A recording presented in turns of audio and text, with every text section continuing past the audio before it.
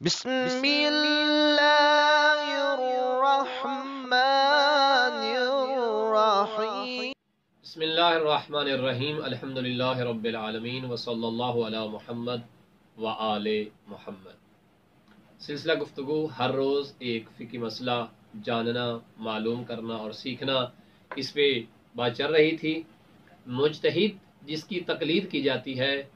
اس کا فتویٰ معلوم کیسے کیا جائے، لیکن اس سے پہلے ہم ایک بات اپنے دیکھنے والے اور سننے والے تمام مومنین کو بتا دینا چاہتے ہیں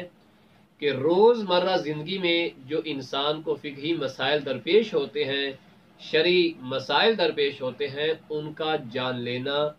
ہر بالغ، ہر عاقل شخص پہ واجب ہے۔ لہٰذا روزمرہ کے مسائل سیکھیے اور ان پہ پھر عمل کیجیے۔ تو آئیے، جب انسان کسی مجتہد کی تقلید کرتا ہے تو پھر اس کا فتویٰ معلوم کیسے کیا جائے، یا بس نام لے کر تقلید کر لی، یا کسی مجتہد کا نام یاد کر لیا، جب کوئی پوچھے ہاں بھی کس کی تقلید کرتے ہو تو کہہ دیا جائے کہ جی میں سید سستانی کی تقلید کرتا ہوں، جی میں ایت اللہ شیخ بشیر کی تقلید کرتا ہوں، جی میں رہبر معظم سید علی خامنہئی کی کرتا ہوں، وغیرہ وغیرہ۔ تو کیا یہ کافی ہوگا؟ تو یقیناً یہ بالکل کافی نہیں ہوگا۔ فتویٰ جاننا بھی ضروری ہے، اس پہ عمل کرنا بھی ضروری ہے، اور روزمرہ بالخصوص روزمرہ کے مسائل جو انسان کو اکثر درپیش ہوتے ہیں ان کا سیکھ لینا فوری واجب ہے۔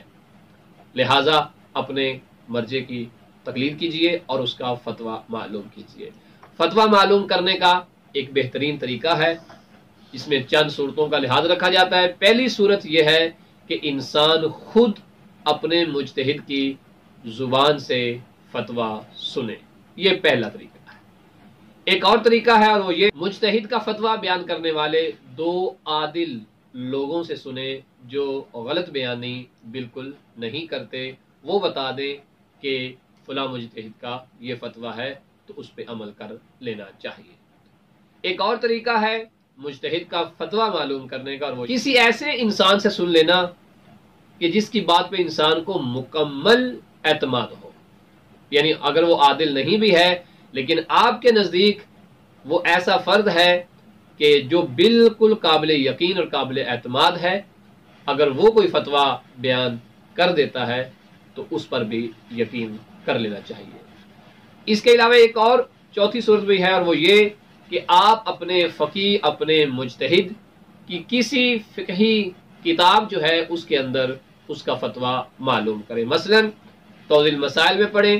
یا منہاج الصالحین میں، یا دیگر جو استفتاء والی کتابیں ہیں آپ کے مرجع کی جس کی آپ تقلید کرتے ہیں، تو ان پر عمل کیا جائے، اس شرط کے ساتھ کہ اس کتاب کی صحت کے بارے میں یقین ہو، اتنا یقین اور اطمینان ہو کہ یہ واقعاً